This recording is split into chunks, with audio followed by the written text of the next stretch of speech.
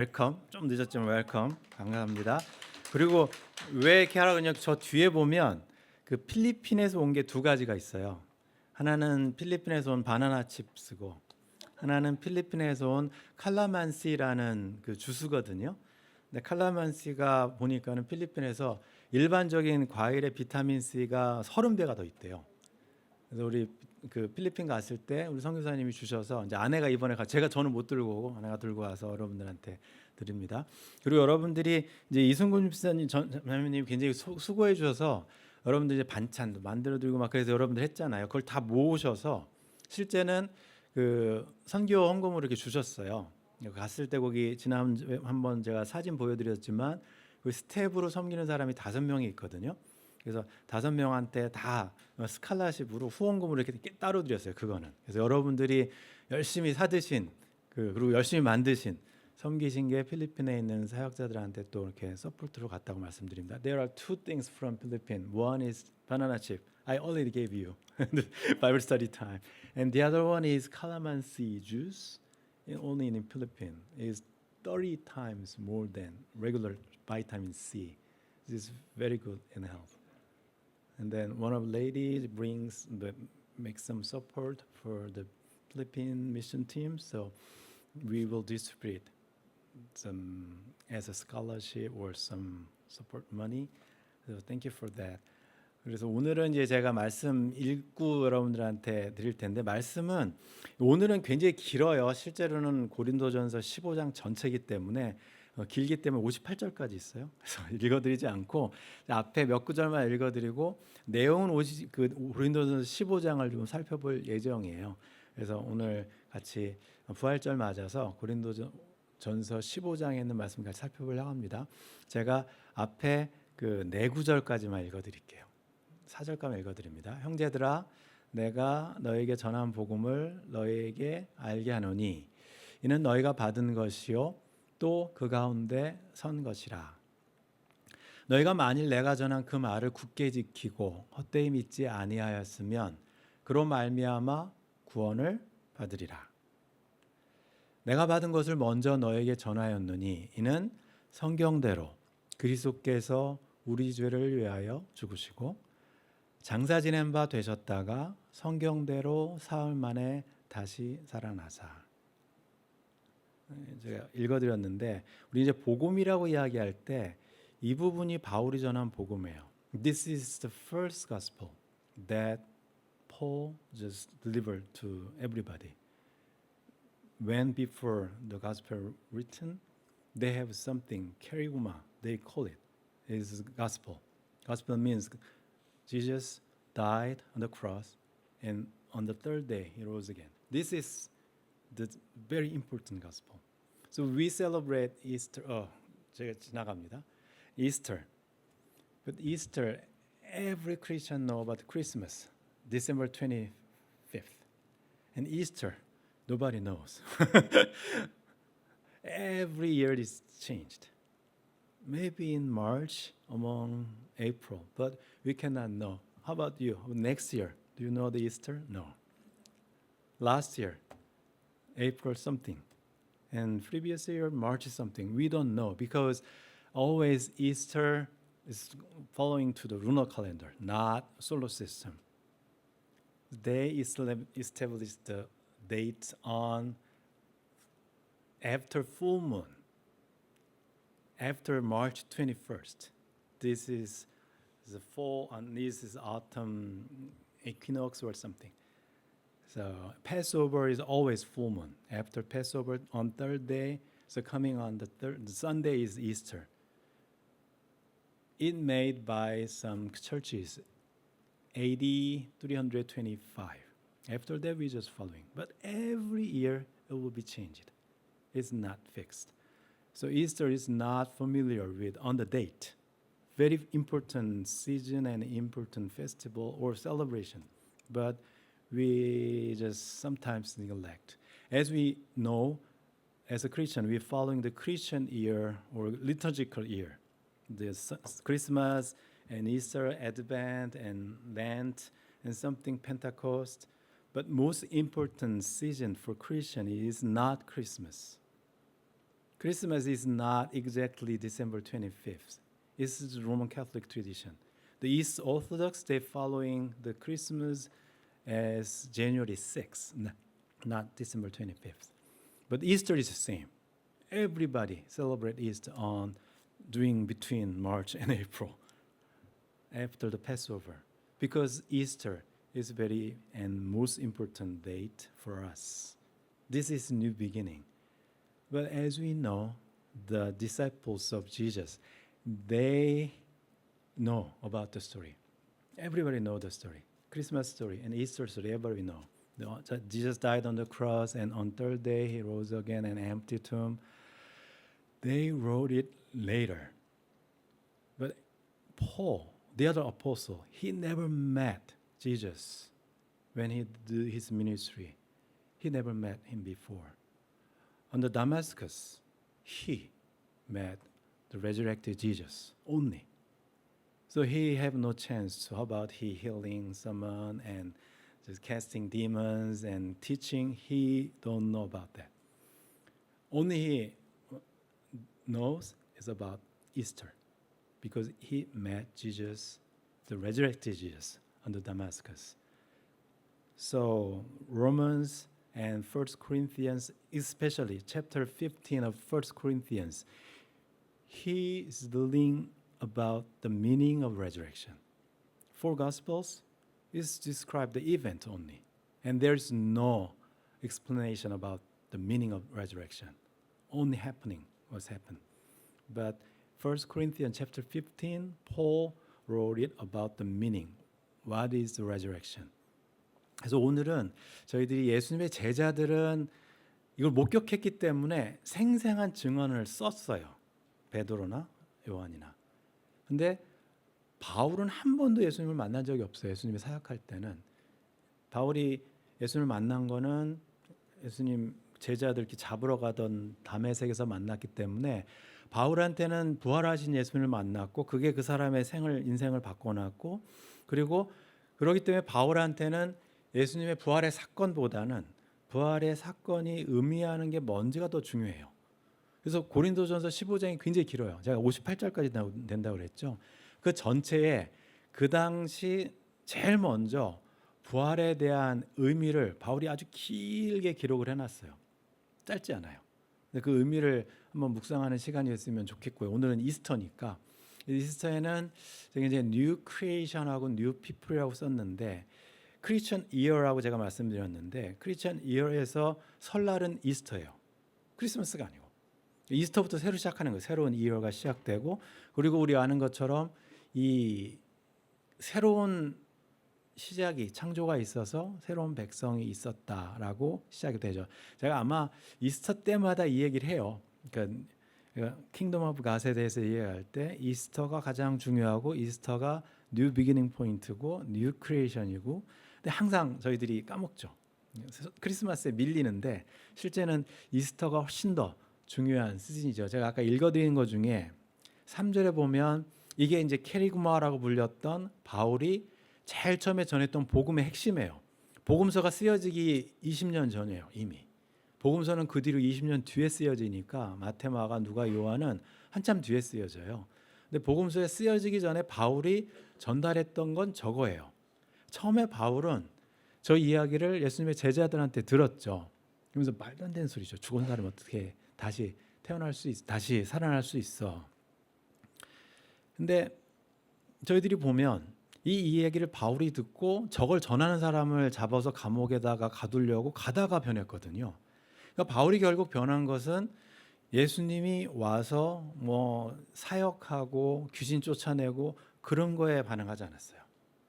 바울이 반응한 것은 예수님이 부활하신 사건이에요. 그게 없었으면 바울은 의미가 없죠. 그러니까 바울은 부활한 예수님을 만났을 때 모든 게 그냥 다 무너져 내려. 자기가 지금까지 배워왔던 거랑 모든 지식이나 그런 것들이. 그래서 바울한테는 저게 복음의 핵심이에요. 바울은 항상 십자가에 죽으시고 그리고 장사 지낸 바 되었다가 사흘 만에 다시 살아났다. 이게 바울한테는 중요한 거거든요. 근데 잘 보면 사흘 만에라는 것도 있고, 뭔가 이게 요한복음을 읽을 때 바울은 이미 알고 있었겠지만 제가 이제 뉴 크리에이션이라고 붙인 이유가 여러 번 말씀드렸지만 기억을 다시 되새기면 예수님께 십자가에서 돌아가실 때 프라이데이, 굿 프라이데이의 마지막 남기신 말은 뭐냐면 It is finished예요. 다 이루었다. 뭐 텔레테스타이라고 해요. 헬라어로는. 다 끝났다는 것은 하나님께서 천지를 창조하실 때 6일이 지나고 나서 다 끝났다.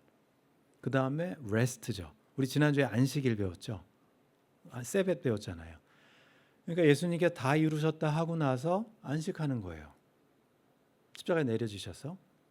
그리고 3일 지나고 나서 3일째도 했을 때 이제 모든 안식이 끝났죠. 안식일이 끝난 다음 날 새로운 시작이 일어나요. 그래서 마치 에덴 동산에서 아담과 하와가 활동한 것처럼 막달라 마리아가 그 뜰에서 가든에서 그죠? 똑같은 데서 해가 뜨면서 새로운 게 시작이 되는 거예요. 이 성경 저자들도 예수님의 부활의 사건을 굉장히 중요한 사건으로 기록을 해요. 사건만 기록했기 때문에 여러분들이 그냥 부활에 대한 미닝은 놓쳤지만 실제로 잘 보시면 복음서 예수님께 사역하신 거 반 썼어요. 50%. 나머지 50%는 어디다 갖다 썼냐면 패션 위크하고 부활의 이야기가 50%예요. 모든 복음서에. 복음서의 반은 다 죽음과 부활에 대한 이야기예요. 그걸 핵심적으로 죽었다가 사흘 만에 살아나신 거라고 바울은 이야기하죠. 만약에 부활의 사건이 없었으면 모르겠어요. 기독교가 어떻게 될지. 바울도 전할 내용이 없었을 거고. 크리스마스가 없어도 성경책 복음서 쓰는데 아무런 문제가 없어요. 마가복음에 크리스마스 이야기 없어요. 그렇잖아요. 요한복음에 크리스마스 이야기 없어요. 아무 문제 안 돼요. 근데 부활절이 없으면 부활절 없는 마태복음, 마가복음, 누가복음, 요한복음 있어요? 없어요. 부활절은 뺄 수가 없어요. 크리스마스는 뺄 수 있어요. 부활절은 그만큼 중요하기 때문에 갖다 썼죠. 다시 살아나사. 근데 부활이라는 의미가 유대인들이 가지고 있었던 부활하고 그 당시에 헬라 그 문화에서 살았던 사람들 부활은 죽었다가 다시 살아나는 걸 우리가 부활이라고 그러죠. 그 이제 굉장히 복잡한 언어를 성경 저자들이 썼어요. 근데 여러분들이 성경책을 잘 읽으신 분들은 나사로가 다시 살아났어요. 부활이라는 용어를 갖다 안 썼어요. 야이로의 딸이 죽었다가 살아났어요. 나인성의 과부의 아들이 죽었다가 살아났어요. 거기다가 부활이라는 말을 안 썼어요. 그냥 죽었다가 살아났다고 하지 부활이라는 전문 용어를 가져다 쓰지 않았어요. 성경 저자들이. 근데 예수님의 사건에만 쓸 때 부활이라는 용어를 써요. 그러니까 죽었다가 다시 살아났다고 안 쓰죠. 왜냐하면 야이로의 딸이나 아니면 나인성 과부의 아들이나 나사로는 죽었다가 살아났지만 다시 죽었거든요. 그 사람들은 다시 살아난 거지 부활한 게 아니에요. 예수님의 부활이 뭔가 세계적으로 유니크한 사건이고 아직까지 한 번도 반복돼서 일어난 적이 없고 그래서 성경 저자들은 예수님의 부활의 사건은 이거는 뭔가 특별한 역사 속에서 일어난 새로운 시작이라고 쓰고 있는 거지 그냥 단순히 죽었다가 살아난 거라고 쓰질 않아요. 그러니까 용어 자체가 부활이죠. 다른 사람은 부활했다고 이야기는 않아요. 우리가 보면 그럼에도 불구하고 많은 사람들은 부활 없다. 수치 엄청한 거지 부활한 거 아니다라고 이야기하죠. 바울이 살았던 시대도 사두개인들은 부활 없다고 그랬어요. 바울은 바리새인이니까 믿었지만 유대인조차도 부활이 없다고 지금도 믿는 사람들이 있고 그냥 없어지는 거지 부활은 없다. 구약 시대 때 부활이라는 개념이 없어요. 개념 자체가 구약을 읽어보면. 근데 구약이 지나고 시간이 지나서 중간기 때에 부활이라는 이제 개념들이 하나님이 그러면 죽은 사람을 어떻게 할까 하다가 이제 그게 이제 유대인들한테 들어가면서 예수님 시대 때는 부활이라는 것이 자리를 완전히 잡았죠. 그래서 이제 구약에 보면 아브라함도 있고 요나도 있고 뭐 얘기를 했지만 기록이 없었을 뿐이에요. 근데 예수님 활동하실 시대에는 이미 다 가지고 있었어요. 그럼에도 불구하고 많은 사람들이 어떤 사람들은 죽은 자 가운데서 부활이 없다 이야기해요. 그럼 바울이 지금 전하는 게 의미 없다 이거죠. 바울은 지금 이 이야기를 하면서 예수님의 이야기를 고린도전서 15장이 굉장히 길다고 그랬잖아요. 제가 건너뛰면서 하기 때문에 그 다음에 20절에 가면 그래서 예수님의 부활을 어떻게 이야기하냐면 그리스도께서 죽은 자 가운데 다시 살아나신 것은 이건 나사로가 죽었다가 살아난 것과는 차원이 다르다. 그래서 첫 열매라고 써요. 그러니까 first fruits라고 써요. 예수님의 첫 열매가 됐다는 이야기는 첫 열매가 가을에 맺히면 뒤에 이제 첫 열매가 맺혔으니까 그 다음에 열매가 주렁주렁 맺히겠지. 그걸 상징하는 거예요. 예수님의 첫 열매는 역사 속에서 한 번도 일어나지 않았던 특별한 부활이 앞으로 일어날 것이라는 시작점이죠. 그런데 그걸 한 번도 본 적이 없으니까 믿지 못하는 거예요. 근데 이 첫 열매가 되신 사건이라고 이야기해요. 역사 속에서 처음이에요. 유대인들이 그렇게 기다렸거든요. 구약 시대 지나면서 죽은 사람이 살아나면 메시아가 오는 거고 뭐 많은 사람을 살리고 막 그런 게 있었지만 그게 이제 대부분 유대인들은 바리새인들조차도 이 죽은 사람이 살아나는 일은 항상 종말 때 일어난다고 믿었어요. 제가 이제 좀 이따 질문 여러분들이 한번 하겠지만 언제 부활할까요, 여러분들은? 그러면 사람들이 이제 여러 의견들이 있어요. 내가 죽고 난 다음에 예수님께서 파라다이스의 낙원에 있다고 그랬으니까 그럼 곧바로 부활하겠지? 어떤 사람들은 아닌데 그 데살로니가 전서 보면 또 나팔 불 때인데 언제지? 아직 그게 성경책 이야기하면 성경책은 이상하리 많지. 예수님의 부활 이야기하고 그다음에 저희들의 부활 이야기를 종말에 대한 이야기 때 해요. 그리고 그 사이에 벌어질 일에 대해서 사일런스예요. 얘기를 안 해줘요. 무슨 일이 있는지 저도 잘 몰라요. 첫 열매가 맺혔는데 마지막에 열매들이 주렁주렁 맺힐 텐데 그 중간 과정에 대해서는 성경책은 아무런 얘기 없어요. 노 코멘트.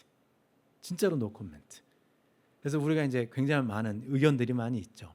바울이 첫 열매를 맺는다고 이야기해놓고 나서 이 첫 열매가 상징하는 게 뭔지를 바울은 고린도 후서에 썼어요. 이게 그리스도 안에 있는 사람들에게는 새로운 피조물이 된 거다.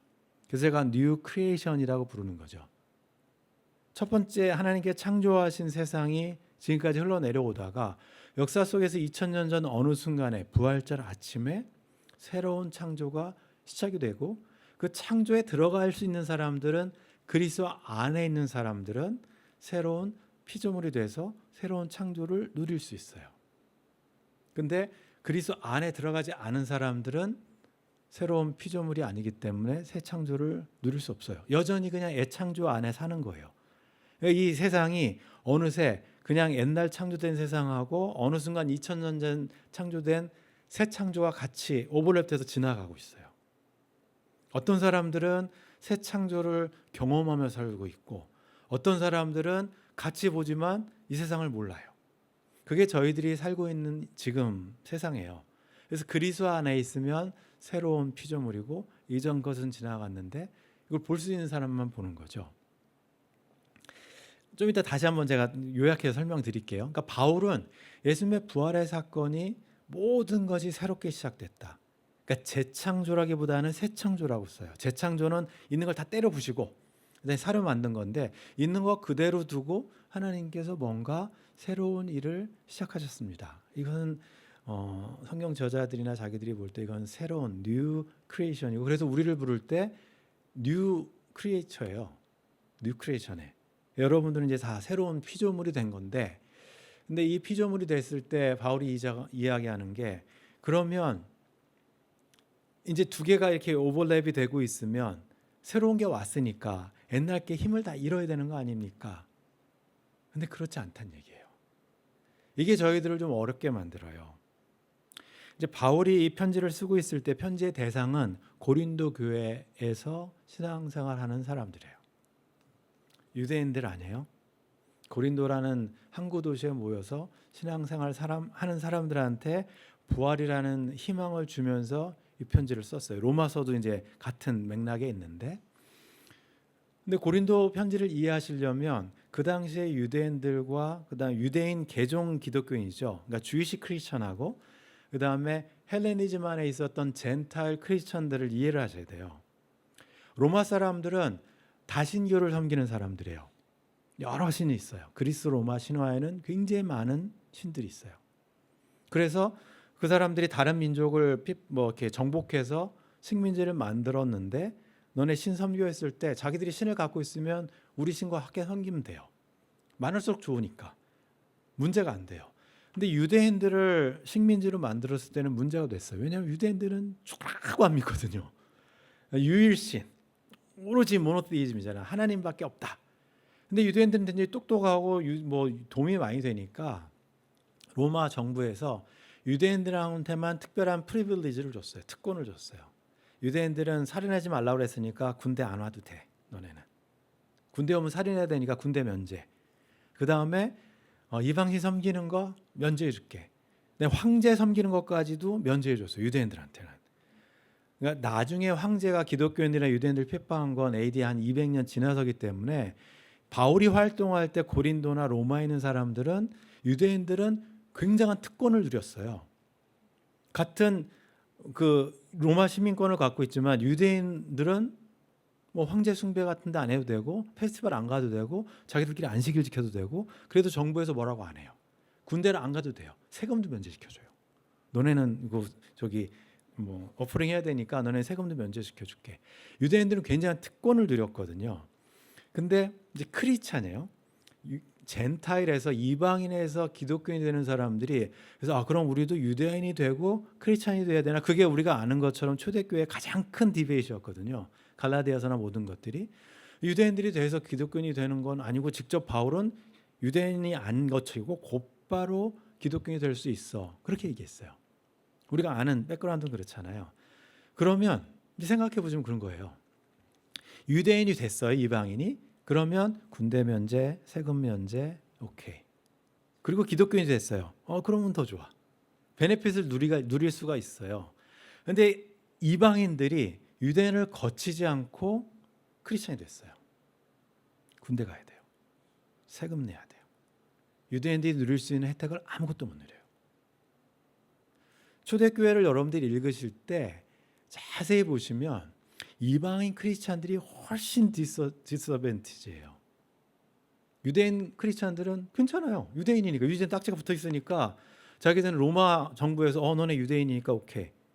근데 이방인이 기독교인이 되면 너네는 유대인 아니잖아. 너네 할례 안 받았잖아. 너네 정결법 안 지키잖아. 근데 왜 세금 안 내? 왜 군대 안 가? 그럼에도 불구하고 크리스찬이 된 사람들이에요. 고린도 교회에 있는 사람들은 그들을 이해를 하셔야 돼요. 여러분들이. 그러니까 크리스찬이 된다는 게 이게 핍박이 없어지는 게 아니에요. 바울이 로마서에서 쓰고 고린도 교회에서 썼던 것들이 피조물들이 계속 탄식한다. 새로운 창조가 시작이 됐지만 여전히 그 안에는 어려움이 존재하는 이 오버랩이 되어 있기 때문에 좀 어렵지만 바울은 그렇게 이야기해요.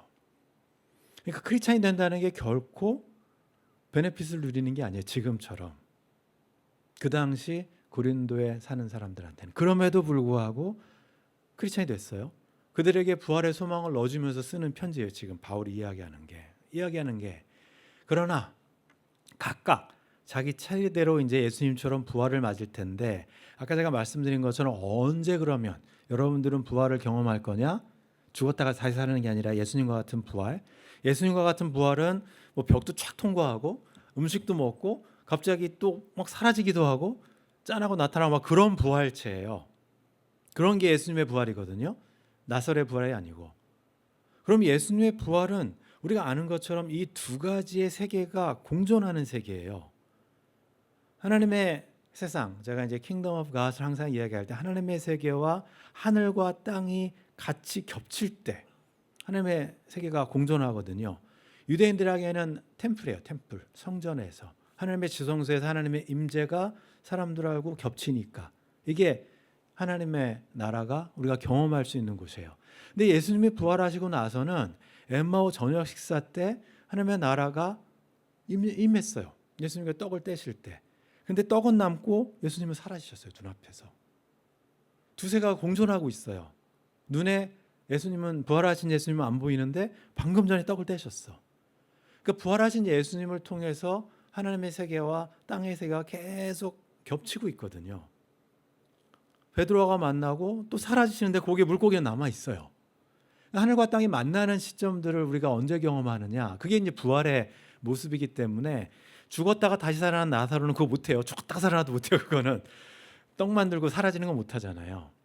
그게 언제냐면 아까 말씀드린 것 정답은 첫 열매인 그리스도요. 2000년 전의 부활절에 우리는 언제냐?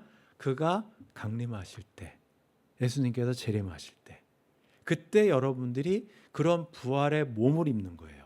육신의 몸은 사라지고. 그 전에 부활의 몸은 여러분들 못 가져요. 그 전에 갖는다 그러면 그건 조금 생각해보면 성경책에 그게 없다고 그랬잖아요. 제가 성경책에 언급하고 있는 부활의 몸은 오로지 예수님께서 다시 오실 때, 강림하실 때 여러분들은 그제서야 예수님과 같은 부활의 몸을 입으실 수 있어요. 그러면 여기다가 뿅 절로 갈 수도 있고 그제서야. 그게 이제 바울이 저희들한테 이야기해 주는 이야기죠. 우리는 항상 관심이 어디 있냐면 새하늘과 새 땅 할 때 새하늘만 관심이, 새하늘. 우리가 죽으면 우리 영은 살았고 몸은 없어질 거고 몸은 나중에 그렇게 너무 이게 인식이 그렇게 돼 있어서 그래서 우리한테 하늘나라는 항상 죽어서 가는 영만 있는 거로 생각하지 몸이 있는 거라는 생각을 잘 안 해요. 예수님은 항상 새하늘과 새 땅, 새 예루살렘, 땅이 빠진 적이 없어요. 근데 우리는 항상 머릿속에 새 땅 없어지고 새 하늘만 있어요. 새 하늘만. heaven, only heaven만. 그러니까 땅에서 어떻게 살아야 되는 거는 잘 저희들이 관심을 안 갖고 없죠.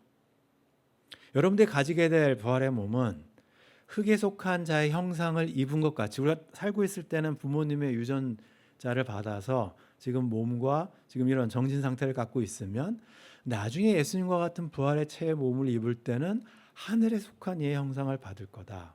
우리 이미지 오브 갓이라고 제가 말씀드린 것처럼 그때는 원래 하나님의 형상의 모습이 우리한테 다시 나타날 겁니다. 이게 부활체의 온전한 모습입니다.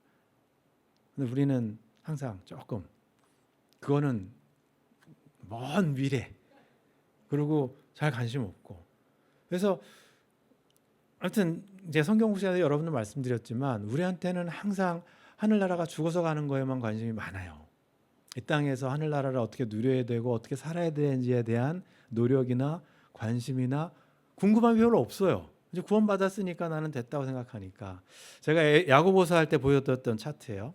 야고보서 때 옛 본성이 있고 새 본성이 일단 나타나는데 이게 서로 오버랩이 되어 있어서 옛 본성이 죽지 않으면 새 본성이 잘 나타나지 않는다. 이게 제가 올드 셰프하고 뉴 셰프 말씀드렸어요. 야고보서 때 다시 그림을 갖고 왔는데 우리가 말씀드린 것처럼 저 그림은 그러니까 신약 공부하시는 분이나 뉴테스먼트 공부하는 분들은 항상 세이치 다드라는 사람이 그린 그림이에요.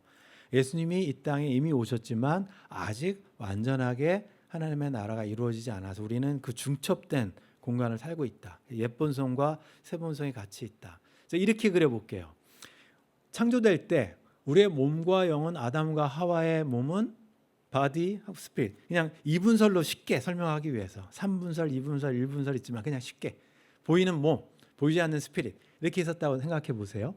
근데 아담과 하와가 범죄했을 때 the fall이라고 저희도 보죠. 그때 뚝 떨어졌을 때는 둘 다 사라졌어요.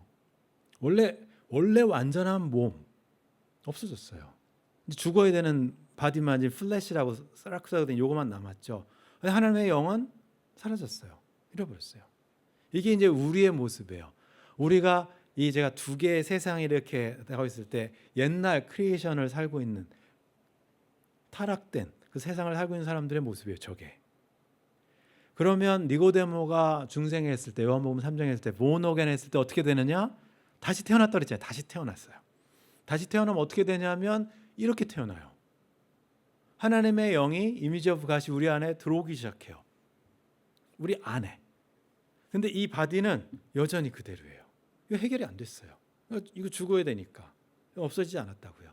저 상태로 있는 거 저 상태로. 그러니까 어떤 때는 두세 개를 경험하기도 하고 못하기도 하고 이러면서 저희들이 지내고 있죠. 그러다가 아까 세컨드 커밍, 예수님의 세컨드 커밍이 왔을 때 저 이제 위로 딱 올라가죠. 저 때 십자가 있으면 두 번째 십자가가 세컨드 커밍이 있을 때 그때 원래의 몸으로 돌아가요. 근데 그 몸은 이제 부활의 몸이기 때문에 우리가 가졌던 몸하고 그 어떤 거는 컨티뉴어스가 있어서 예수님을 여러분들이 어떻게 확인할 수 있어요? 한 번도 본 적 없잖아요. 예수님 확인하려면 두 개를 확인해야 돼. 이렇게 열어서 옆구리에 창자국이 있나 확인하셔야 되고, 근데 손에 못자국이 있는지를 확인해야 예수님일 거예요. 어떻게 확인할까요, 여러분들이? 얼굴을 본 적이 없는데. 이 땅에서 가지고 있는 어떤 상흔이나 어떤 것들을 계속 유지하고 있어요. 하지만 통과하고 다니니까. 그러니까 부활의 몸은 여러분들의 지금 모습과 좀 다른 모습으로, 지금 모습만 있는 건 아니니까. 제가 색깔을 달리한 이유가 그게 부활의 몸이에요. 영은 그대로 가 있는 거고. 영은 회복됐으니까. 요한계시록을 여러분들이 읽어보시면 첫째 부활이라고 쓰고 둘째 부활이라고 써요. 그게 뭐냐면 둘째 부활이 몸이 부활하는 거예요. 부활체로. 첫째 죽음이 있고 둘째 죽음이 있어요.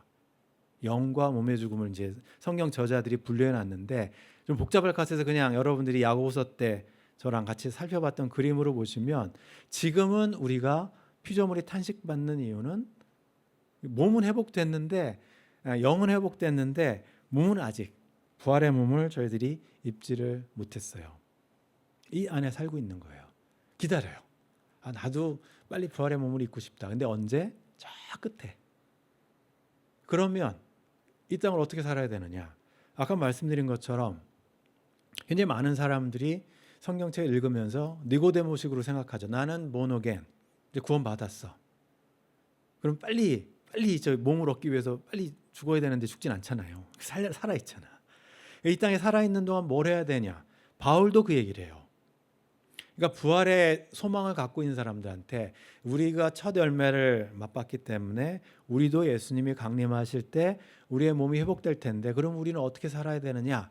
그걸 바울은 맨 마지막에 쓰고 있어요. 49절 이제 50절에 쓰는데 견실하며 흔들리지 말고 항상 주의 일에 더욱 힘쓰는 자들이 되라. 너희 수고가 주 안에서 헛되지 않은 줄 압니다. 이게 바울이 고린도 전서에서 그 부활에 관한 이야기를 하면서 맨 마지막에 쓰고 있는 내용이에요. 제가 성경 공부할 때도 한 번, 두 번 말씀드렸는데 루터한테 어떤 사람이 이렇게 물어봤대요. 내일이 이제 종말이 오면 58절인데 지금 49절로 제가 잘못 타이보예요. 내일 종말이 오면 루터 선생님은 뭐 하실 겁니까? 내일이 종말이야? 그럼 오늘 가서 사과나무 심어야지. 루터는 아는 거예요. 하나님의 창조의 세계가 계속된다는 걸. 내가 부활하면 사과나무 내가 갖고 와야 되니까 오늘 심어야지. 오늘 심어놔야지. 이 땅에서 사과나무 하나님 만들어진 창조물을 내가 갖고 와야 되니까 사과나무 심어놓겠다 이거예요. 그게 맞는 거죠. 만약에 이 지구가 없어져 버릴 거면 관심 없어요. 그러니까 지금 지구에 관심 없는 분들은 그 성경책을 어떻게 보면 좀 삐딱하게 읽으신 거예요. 내가 부활하면 여기 이 세상은 다 없어지고 이 세상은 싹 소멸되고 새로운 세상이 만들 것처럼 생각되시지만 성경책에는 그런 게 없어요. 하나님께서 만들어진 창조물이 그대로 가요. 우리가 그 창조물을 관리해야 돼요. 그렇기 때문에 우리가 이 땅에 있는 동안 계속해서 믿음을 잃지 않고 흔들리지 말고 더욱 주의 일에 힘쓰는 자들이 되라고. 고린도라는 그 도시 안에서 크리스찬이 돼서 유대인보다도 못한 대우를 받고 있지만 기독교인이 돼서 로마에서 누릴 수 없는 걸 누릴 수 없지만 그럼에도 불구하고 여러분들이 갖고 있는 이 소망이 여러분들을 끝까지 주님의 사람으로 만들어 줍니다. 그게 고린도전서 마지막에서 바울이 저희들에게 써준 거예요. 부활절 이후를 사는 사람들은 그래서 자기가 할 수 있는 최대한의 영역을 여러분들이 활용하시면 돼요. 제가 여러분들한테 그림으로 뭐 렘브란트랑 엘 그레코랑 다 보여드렸죠. 그림 그리시 잘 그리는 사람은 하나님의 창조 세계를 그림이나 뭐 바하나 핸델처럼 음악이나 여러분들한테 하나님께 주신 것을 잘 활용하는 게 부활 이후를 사는 삶이에요. 그냥 나는 이제 다시 본어겐 했으니까 이제 끝났어. 나는 이제 다 해결됐어. 아무것도 손 놓고 아무것도 안 하면 그것은 부활 의미를 잘 모르시는 분들이에요. 2000년 전에 시작된 하나님의 새로운 창조의 세계에서 여러분들은 새 창조물이에요. 새 창조물은 아담과 하와가 받았던 명령 있잖아요. 그거 그대로 해야 돼요. 관리 명령이 있죠. 사랑해야 되는 명령, 관리해야 되는 명령, 하나님의 나라를. 그게 부활절 이후를 사는 사람들에게 주신 사명이죠. 그럼 정리하면 부활절은 새로운 시작이고 여러분들은 새로운 백성이면 다른 사람보다 열심히 사시면서 한 번씩 그런 걸 경험하면 좋을 것 같아요. 이게 하늘과 땅이 이렇게 오버랩되는 순간들, 갑자기 예수님이 나타나셨다가 어느 날 싹 사라져도 문제 없어요. 또 만날 거니까. 하지만 하나님의 임재가 여러분들 삶 속에 강하게 한 번씩 나타내 보는 그런 경험들, 그게 가능한 시대를 살고 있으니까. 구약 사람들은 그런 베네핏을 못 누렸잖아요. 근데 여러분들은 누릴 수 있어요. 일주일 동안 사시면서 하나님의 새로운 창조의 세계에서 하나님의 임재를 이렇게 경험하시면서 사시는 한 주간 되시기 바랍니다. 기도하시겠습니다. 하나님 아버지, 저희들 주님 안에서 전혀 새로운 시대를 살고 있습니다. 저희들에게 주신 새로운 창조의 시대, 저희들이 새로운 백성인데 저희들에게 맡겨주신 일들 하나님 잘 감당하게 하시고, 기도하기는 우리 삶의 여정 속에 여러 번 하나님의 임재를 경험해 볼 수 있는 순간들이 지나가기를 원합니다. 다른 사람들은 볼 수 없지만 우리의 눈으로, 우리의 귀로, 우리의 마음으로 하나님의 임재를 경험하고 하나님이 우리와 함께 하신다는 그런 확신 속에서 우리가 다시 예수님과 같은 부활의 몸을 입고 하나님의 나라가 온전히 회복될 때 그날을 기다리고 기대할 수 있는 저희들 되게 해 주시옵소서. 예수님의 이름으로 기도합니다. 아멘.